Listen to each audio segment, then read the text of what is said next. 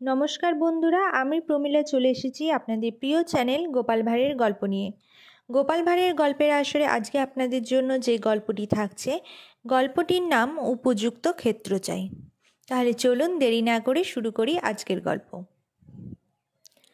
গোপালের বয়স তখন খুবই কম, কৈশোর। একদিন গোপাল এক ধামা খই মাথায় করে পথ দিয়ে চলেছে। আচমকা ঝড় উঠল, কালবৈশাখী ঝড়। ঝড়ের দাপটে ধামার খই উড়ে গিয়ে শূন্যে ভেসে বেড়াতে লাগলো। গোপাল হতাশ দৃষ্টিতে উড়ন্ত খইগুলোর দিকে তাকিয়ে বলতে লাগলো, উড়ো খই গোবিন্দায় নমঃ, উড়ো খই গোবিন্দায় নমঃ। এক প্রবীণ ব্যক্তি গোপালের পিছন পিছন হাঁটছে।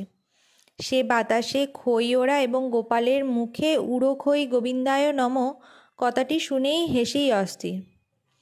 একা একা হাসতে হাসতে একসময় বলল, গোপাল, বেড়ে কাণ্ড তো তোমার। এ বয়সেই তোমার ঘটে যা বুদ্ধি দেখছি, বয়সকালে সে কী হবে ভেবে পাচ্ছি না। আর তোমাকে নদীর ওপারে পুঁতে দিলে এপারের মাটি ফুঁড়ে বেরিয়ে আসবে। গোপালের বয়স কম হলে কি হবে, কথা যেন তার ঠোঁটে লেগেই থাকে।